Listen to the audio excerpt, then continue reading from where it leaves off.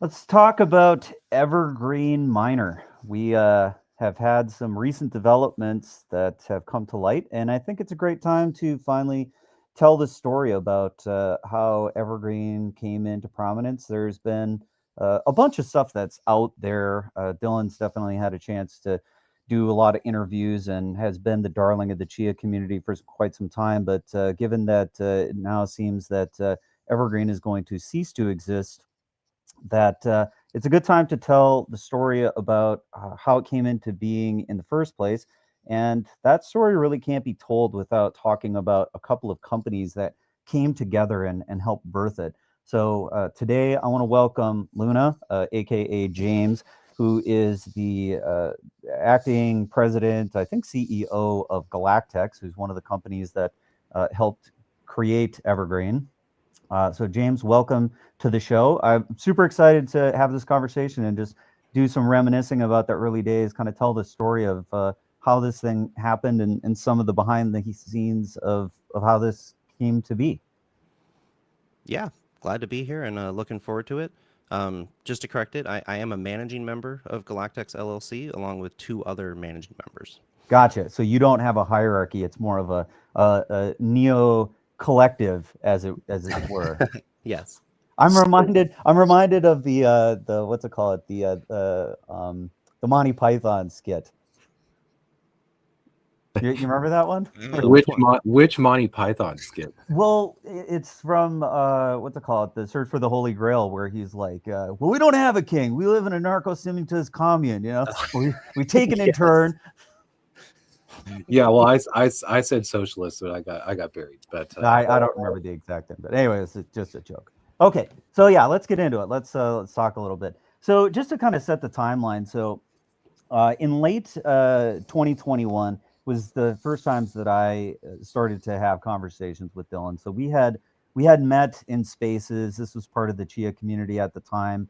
I was working on a big project that I was hoping to bring to the Chia community, and so I was pretty focused on that. And he had started to talk to me about what he was doing at Evergreen. I thought it was interesting, and I thought I might be able to help him, but I was pretty busy doing some stuff. We'll fast forward through that project, which never came to light, but some of the tech that I had been working on helped be the genesis for what would eventually come to light in Evergreen. So, I had already been, diligently working in the space, but hadn't been particularly thinking about what Dylan was doing and really didn't get earnestly interested in the project until I'd say like March of 2022. So I'd say that's sort of the beginning of the world here is, March 2022, this other thing that I had hoped could come to pass ended up not working out. And, then I started to have more detailed conversations with Dylan about, how I might be able to help him with what he was doing at Evergreen. And so, the early phases of what he had done prior, I'm not going to try to talk about that, like what he did in 2021. He had some successes. He'd sold some stuff. He had some customers. It was an established business. It wasn't just an idea, but rather it had some traction. And that was part of what got me interested in working with Dylan is because he, was somebody who was clearly out here doing it. He was working hard. He was doing his thing and he had some successes. And I saw a future in what he was planning on doing, which was to try to make mining really easy and to make these devices that, could be a turnkey miner on the Chia network. So this idea that you could put a little computer into a box and attach some hard drives to it, and that you would have some additional capacity to do something was a really compelling idea. I liked it. And I saw that it had the potential to be a real business on Chia with real revenues. So in my mind, it was a really compelling sort of thing. Now, when we first started talking about doing this, we needed to get some development power within the company. And so this is where James had already had an existing relationship with Dylan. So I think, James, could you maybe tell a little bit about your early experiences? Because you had actually done some work with Dylan prior to me even getting involved. Like you actually wrote stuff and were working with him before I got involved with any earnest with my company with Irulast. Yeah, so Dylan and I kind of talked a lot after mainnet launch. I had started a company that was developing tools for Chia blockchain. That was Galactechs. We were working on a Java Chia library at the time and a Java Chia pool. Um, and kind of through those conversations on Reddit and Twitter, Dylan had found me, and I was kind of offering to help him in my free time develop some scripts and some things to kind of get Evergreen going. One of the first things that we worked on was called Auto Chia Wallet, and it was developed right at the end of 2021, and it's what was used, I think, to pretty much generate all of the initial 150, 200 wallets that actually got sold. And I And remember then, you had like this 8-bit graphics thing, something, right? Where you had a website and then you could go in there and do some stuff. There was like a web thing that did something or other, created a plot NFT or something. yeah, Dylan had put together the website. I actually wasn't too much on the website. I created the backend scripts for that site. So yeah, you got to go to the site, generate your, plot NFT and wallets, and then there was some sort of an auto configuration that would upload it and get it put into, Dylan's plotting queue for the Evergreen devices. It was kind of the earliest forms of, the automation that we got started with. And at the time, like Galactechs was a company, and you guys were doing something with hardware at the time, right? Like that was the thought. No, it was actually the Chia pool was the bigger focus for us. So Right, we but I mean, I'm trying to say like Galactechs, like you guys as a company before you got wind of Chia, like I thought you were doing something with like video game controllers or something like that. Wasn't there something that you guys were doing? Yes, a little bit unofficially. The company Galactex was actually formed more when we started focusing on the Chia stuff, but the group who started it, we originally started with kind of modding GameCube controllers and providing custom software for those modded controllers. Because I remember when we first started having a lot of discussions about like what we might do with Evergreen as a company. I was shocked to learn that you guys were already hardware people. Like you were like, oh yeah, we have soldering irons and this, that, and the other thing. And it was like, holy crap! Like I can't believe that we managed to stumble across people who are not only interested in Chia, were actively farming, plotting, had equipment, and were well versed in the world of Chia, but you also were like electronics tinkerers. Yes, we were our team member Q, Chef Q, as he's kind of seen on Twitter. I don't know if he wants me to say his real name on here. He is definitely the electronics guy and is the expert there. One of the benefit of forming a partnerships is you get to pull in, different people's expertise. Right. And so when we're thinking about Evergreen as a company, it was really the synthesis of like three entities that were coming together. So Evergreen as the entity that Dylan had created, and then you had Galactex was pre-existing and sort of came together, with the principles, and they had their roots firmly in hardware, but had moved into the Chia space. And then you had Irulast, and that's my company, right? We were just like a pure software consulting company. We had a bunch of devs. We were working in a variety of things in Web3. Our big focus kind of in 2021 was on Terra Luna. And so we were doing a lot of stuff in the Terra ecosystem, and had devs that were working on that. And then it was sort of in the tail end of 2021 that we started to really tool up for Chia and get serious about it. And so that's when we first, started looking at Arbor Wallet and looked at Chia Crypto Utils and how we were going to actually make, a Web3 client. We were going to do something in Dart. So sort of, being able to look at that early stuff that Rigidity had done and then take it and just really run with it. We really liked Dart. We liked Flutter. So we formed a strong expertise in that, and that's when we sort of took Chia Crypto Utils to the next level. So that was when we started to get really serious about Chia. Was kind of in late 2021, and then into 2022 we had this big team, and so it was like these three companies coming together. We had the people who were part of Galactech saying, all right, well, we're willing to work on this as much as is needed. And so when we first started taking a look at the tech that Dylan had put together, I think you and I, James, we decided that it was insufficient to like what the company was going to need. So in 2022, we were working on the foundation of the software of Evergreen. So we did like a big architectural work. We started to work on how we were actually going to get this thing launched.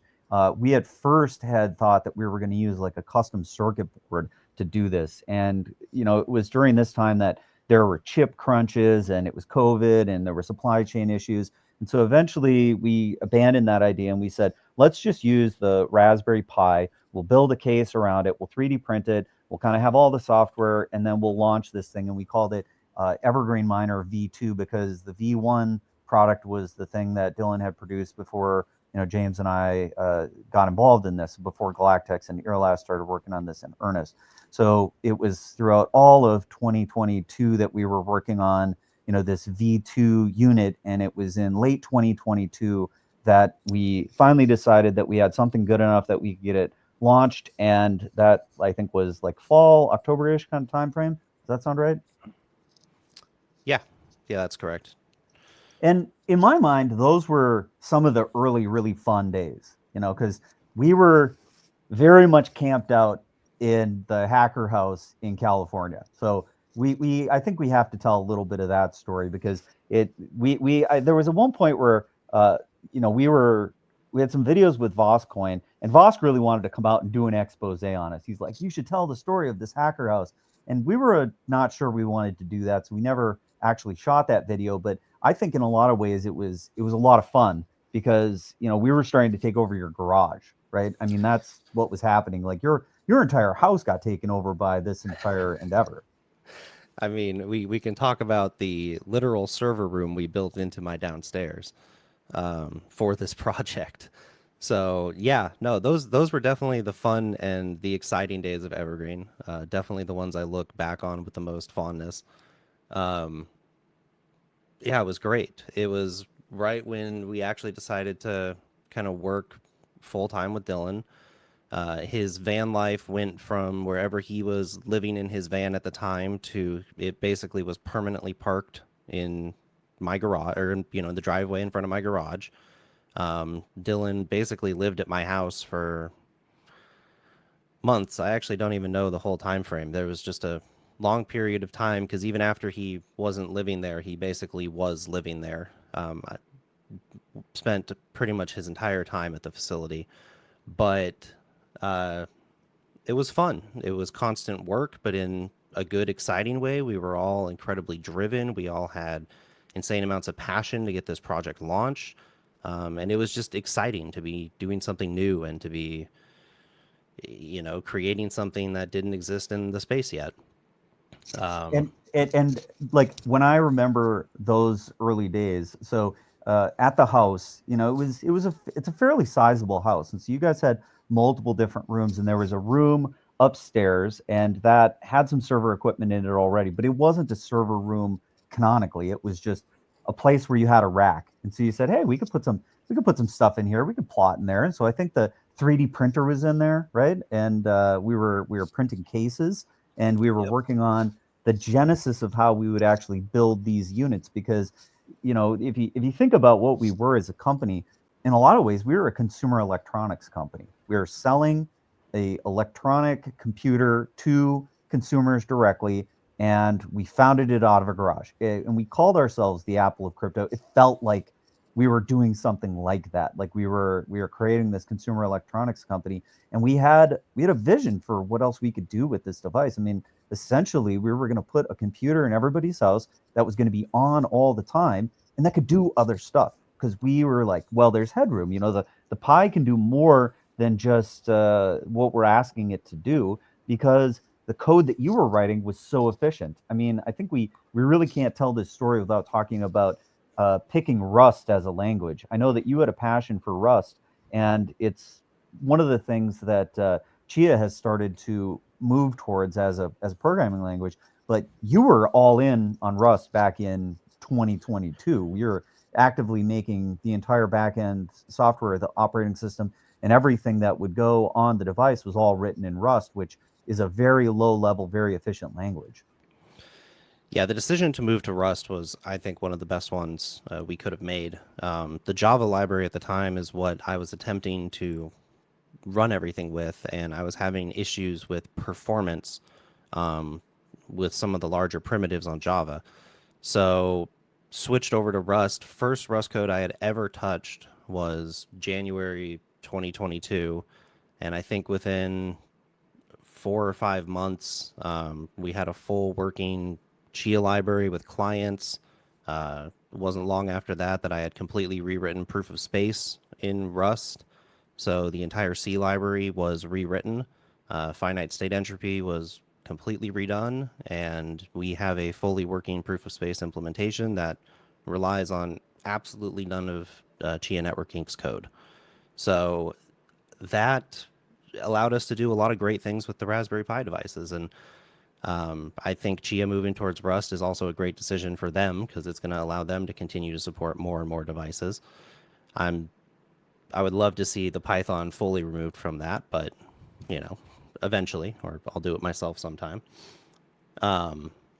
I remember looking at the resource utilization on the Pi, and it was just like nominally 0 when the Evergreen is running. It was just like almost doing nothing because of how efficient the code was. Yep. And when we moved over to the Light Farmer, it got even better. There was basically like Flex Farmer was already a great product. Loved Flex Farmer. Super sad that shut down, and we ended up having to switch off of them. But when we ended up putting the new Farmer in place on there as well, I mean it sits at 1 to 2% when partials come in, and that was basically the usage of the unit. Yeah, I remember that was like a critical thing for us, is that we actually weren't running a full node. So if you think about the hardware that we delivered as a unit, we actually didn't deliver a full node, and it was Flex Farmer, which used a remote node service that really made it possible to have this really, really low end computer with a very, very minimum spec. Like if we had to put an SSD in there, it would have increased the cost. It would have increased, some of the complexities. And Flex was just a really nice piece of software that we were able to use. But we did identify it as, well, this is kind of a critical piece of software for us. And if this ever goes away, we'd be in trouble. And I know that you were the one that championed that. You said, hey, we should really, have our own piece of this. And I think you were kind of just working on that in the background on your own time, right? Is that how the Light Farmer first came to play? Kind of. The first version of it came to play with the Chia cultivation grant. So we had kind of had this discussion internally at Evergreen that, yes, if something happens with Flex, that could dramatically impact our fleet. And, we had kind of had discussions about wanting to eventually be able to support using other pools, or even let the customer, pick what pool they want to use. And that wouldn't be possible with the Flex Farmer client. So we pitched to Chia, a Light Farmer, and applied for a cultivation grant, and Chia approved it. But there was a lot of restrictions, and there was a lot of, you have to do things in a certain way, that after we ended up completing the grant on the Light Farmer, we ended up deciding that it wasn't going to be the right fit for the Evergreen devices. But we took it as a great learning experience, and I started in my time developing Fast Farmer, because I, again, didn't like the direction that the cultivation one was kind of forcing us to go. And so we removed the WebSocket interface. We slimmed it down a lot, so there's not, inner process or any inner like HTTP communication between the different segments of the farmer. And an open source version of that came out that supported BladeBit, and that was the version that actually got put on the Evergreen devices for quite some time. So I would say it probably stemmed from the cultivation grant.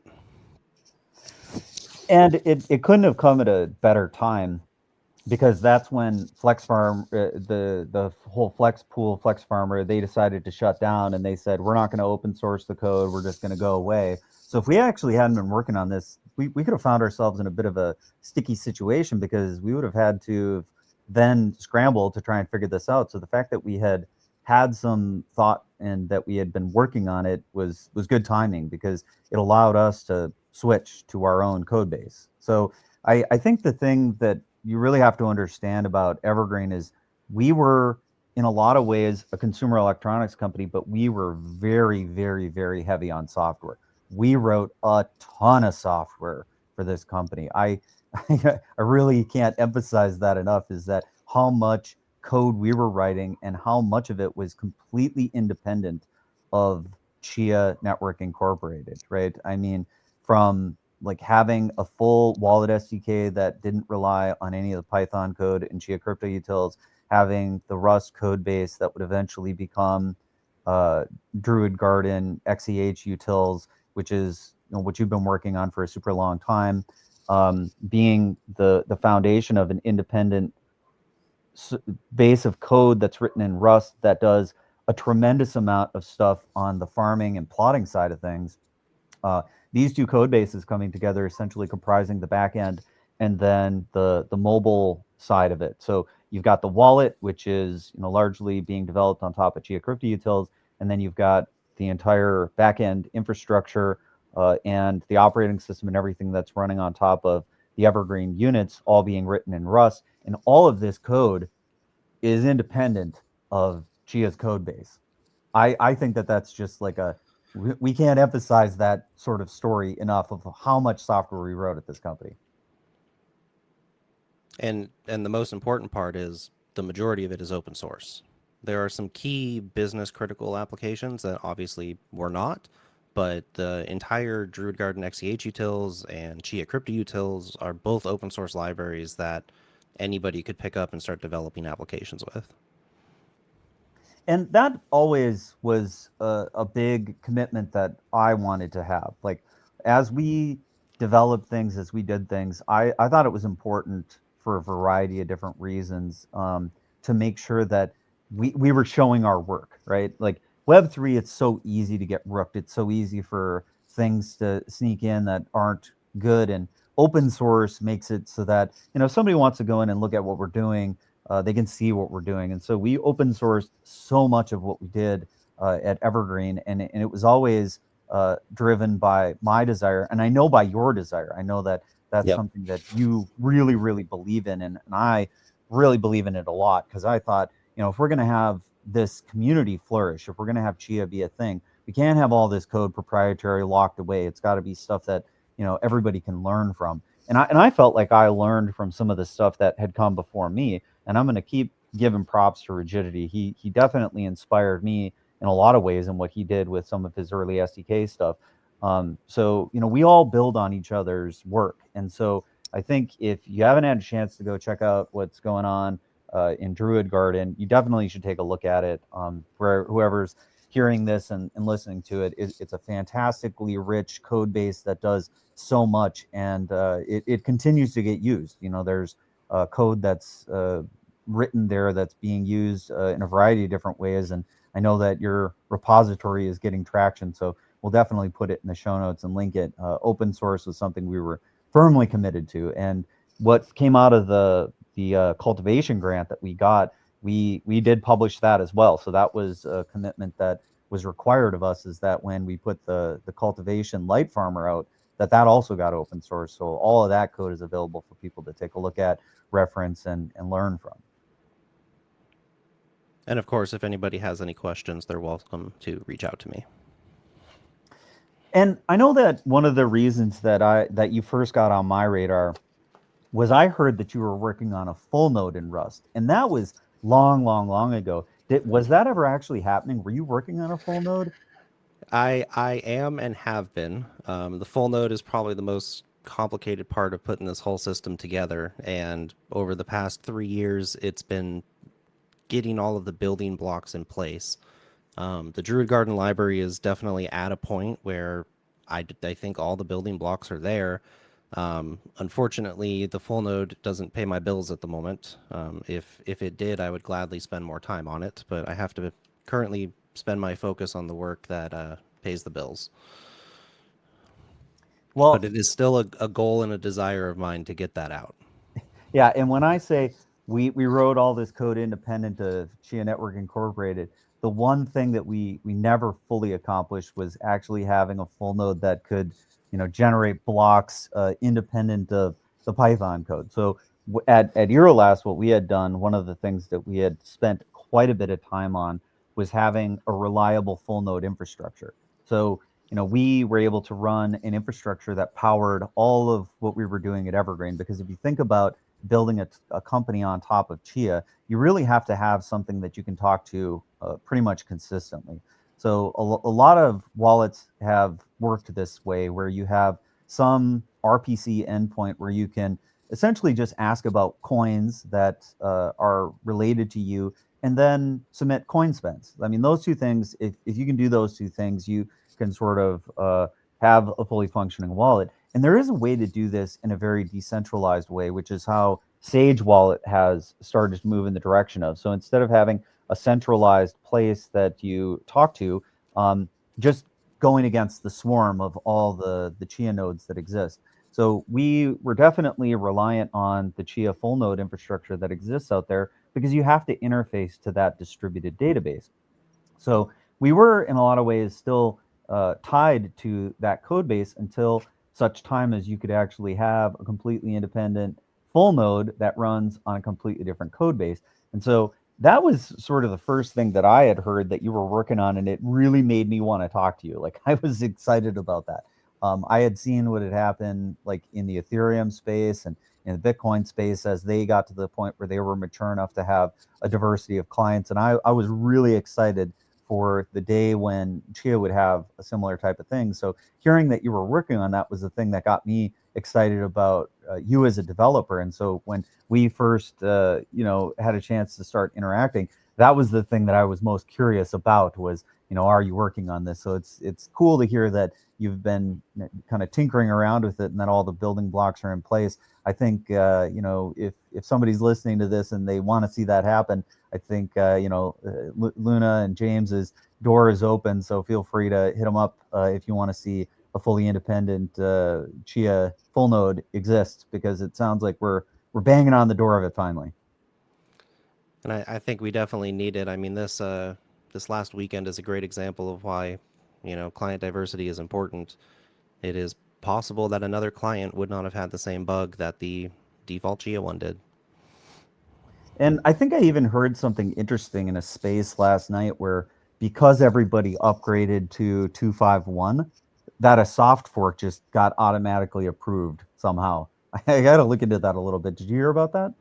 No, there was a soft fork that was supposed to be announced? So some piece of code that apparently was part of the soft fork was in the code base, and then when they rushed out the fix for 251 and said everybody's got to upgrade, it somehow approved a soft fork that was proposed or something like that. I got to look into that a little bit more, but that's another like weird kind of consequence of what happened when everybody upgraded, is that just everybody adopted a brand new piece of software, and that's usually what happens when you do a hard fork. So this idea that everybody just immediately grabs the next version, that's not necessarily great for a decentralized blockchain. No, it's not. And I mean, there's been a lot of Chia updates recently that have felt quote unquote required.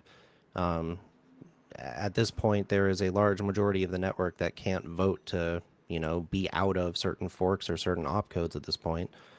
And until there's another client, I don't expect that to change. I think you're always going to end up getting kicked off the network, and you will have to update eventually, unless there's other clients that can actually, allow people to vote for real.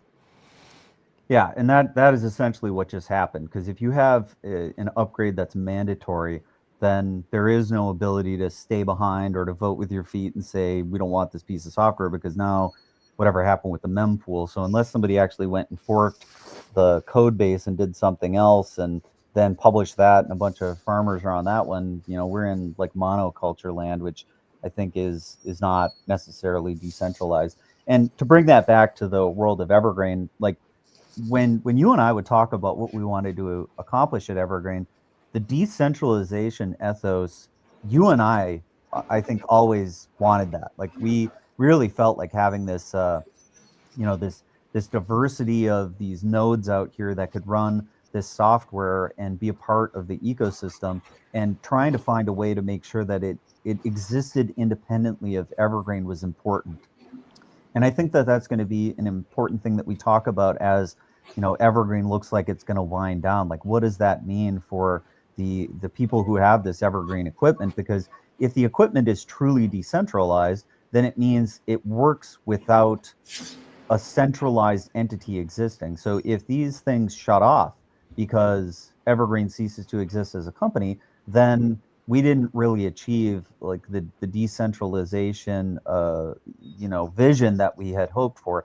And I think it's something that I lament that we weren't able to do better at. I really wanted to, but I feel like in some ways what happened to us as a company drove some of those decisions and drove some of the things that maybe moved us in a way that wasn't as decentralized that I hope we could be.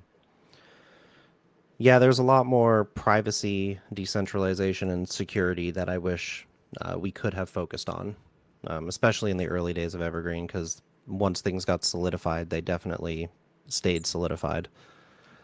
Before you guys turn to that, could you? What was the sort of response that you got from the community? I was very aware of Evergreen.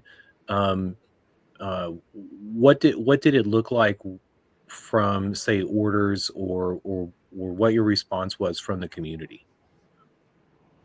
I felt like we tried hard to engage in the community. I feel like both myself and Dylan were people who were used to engaging with the community. Like we were doing spaces. It was when spaces was the big thing. And so there were weekly spaces, there were multiple spaces that were happening per week. And so this ability to just directly engage with people from the Chia community was something we were used to doing. And the thing about Evergreen was we really started to hit people who weren't part of that community. I mean, in a lot of ways, the early Chia community was people who plotted for themselves. Like if you didn't have the ability to plot, you really didn't have an in Chia at all. So like if you couldn't farm, if you couldn't do it yourself, it had this DIY ethos that it was kind of hard to get into. Um, and I think a lot of blockchains start that way that have that proof of work aspect to it. So, people I don't think really understand that Chia really is a variant of proof of work because you have to expend physical resources and some amount of energy to produce the consensus. It's not proof of stake. And so that means that you have to devote hardware, you have to have some hardware expertise, and you have to run equipment to be able to do it. And so the early community was a lot of these types of folks. And so when you're making a turnkey solution, you got to ask yourself, like, why would somebody who already has a farm want to buy an Evergreen? But they did anyway, because they said, well, I will buy it for a friend of mine who doesn't have this expertise, or I will buy it because I'm trying to help green pill people who haven't had a chance to check out Chia yet. So if they get one of these, then they'll have a chance to play around with it. So the response from the community was pretty positive because they were able to bring people in that didn't have that technical expertise that could now be participating in the consensus mechanism. And we had a really compelling wallet, which was pretty easy to use. I feel like we did a pretty good job of making a Chia wallet that was accessible, that was very graphical, that was very, simple to understand, but brought some sophistication to it that we hadn't seen in the ecosystem. So I feel in a lot of ways the community responded well to us, and we were building a company that was fairly successful, and we were starting to spread the message a bit wider. In late 2022, when we were launching our MVP, this was when we started to put out videos, and we were engaging with uh, YouTubers who had traditionally been, focused on Ethereum and Bitcoin and other types of proof of work chains that you could go devote resources to and make money by helping to produce the consensus of. So we got some traction with those YouTubers who would do videos of that ilk, and it eventually got to the point where we got, connected with one of the bigger YouTubers who was doing that type of video, which was VoskCoin. So in late 2022, we get our VoskCoin, video that went out there, and it blew us up. I mean, that was sort of the marketing thing that took us from, well, we think we're going to get some orders to, hockey stick kind of orders, and burying us in this success that then we would spend most of 2023 trying to figure out how to actually get everybody the equipment they ordered and scale the company. Well, before we also get into that scaling discussion, when was it anticipated? Because it seems like you guys had a discussion about sort of this alternative from the do-it-yourselfers, and was it very apparent to you at the time, one, the enormity of the market in which this was possible, and how different and distinct that was going to be from the traditional Chia farmers that existed? Yeah, because the traditional Chia farmers was like go buy a bunch of drives, shuck the drives out of their enclosures, put them into JBODs, and get racks set up.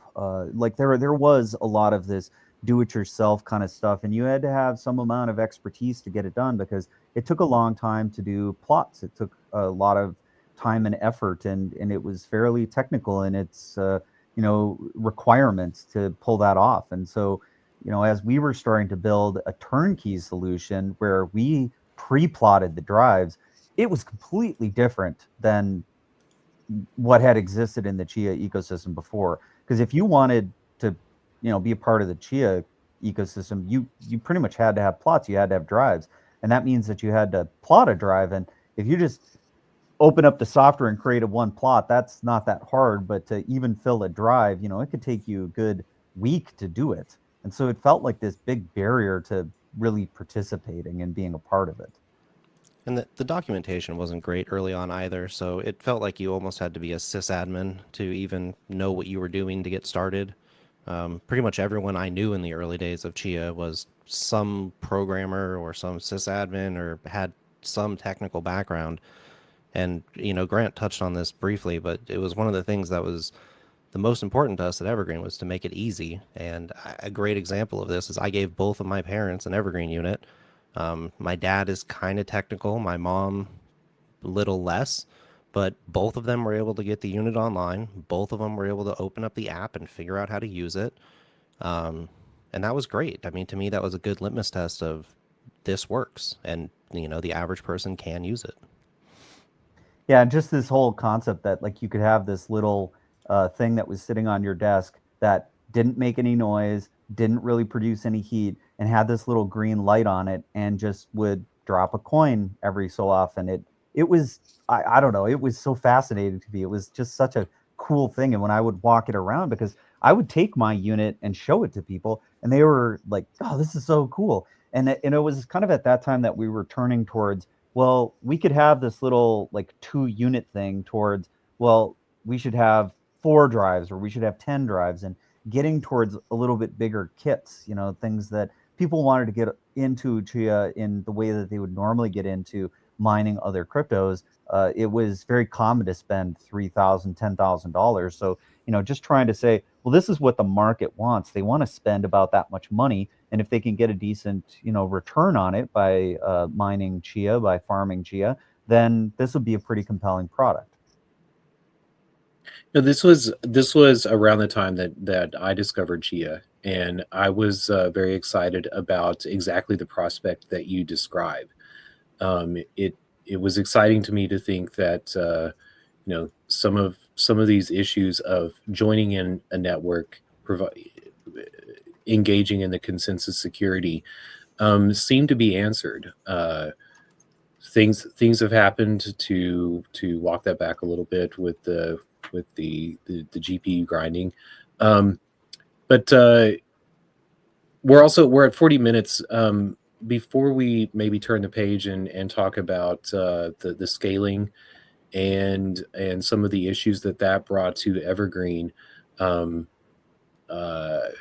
did we want to take a break before we dig into that, or do we want to jump directly into it? What do you think, Grant? Well, I think that the story that we need to tell is longer than 40 minutes. So I think where we're kind of at right now is we're at late 2022, and I think we should tell as much of the story as we can. I think that this is a compelling story. I think it's an interesting story, and I think there's more to say. So we definitely need to talk more about what happened in 2023, some of the cool things that we did, and then also what happened throughout 2024, and how does Evergreen find itself today selling off all of its assets and looking like it might not exist as a company anymore. I'm not exactly sure what's going to happen to it moving forward, but at least there's an asset sale happening, and things are afoot. So what happened in all of 2023 and all of happened in 2024. I think we need to talk more about that, but we're definitely not going to cover it right now. So I envision this as a multi-parter. So if FOMO ever had a mini series, this may be one of our first mini series, because we've got more story to tell, and it certainly doesn't end where we just left off. So let's think about how we're going to tell the rest of this story. But I think that this at least says this is what the early days were like of Evergreen. It was a hacker house. It was the canonical, Silicon Valley startup kind of idea, born in California at a hacker house. People were having a lot of fun, and we felt like we were building the future. And how do we make a decentralized computer network that can live on top of Chia and have decentralized ethos and open source ethos? And how do we make something that's really compelling and really cool? Let's tell the story of what happened next. I think we will have to have a part 2. Sounds good. Well, let's tackle that in part 2. I'm also interested to hear what tech company story from Silicon Valley is complete without addressing funding, and what was going on with investors. So we'll tackle those in a couple more episodes. Okay. Yep. We'll see you next time, and that'll be it for today.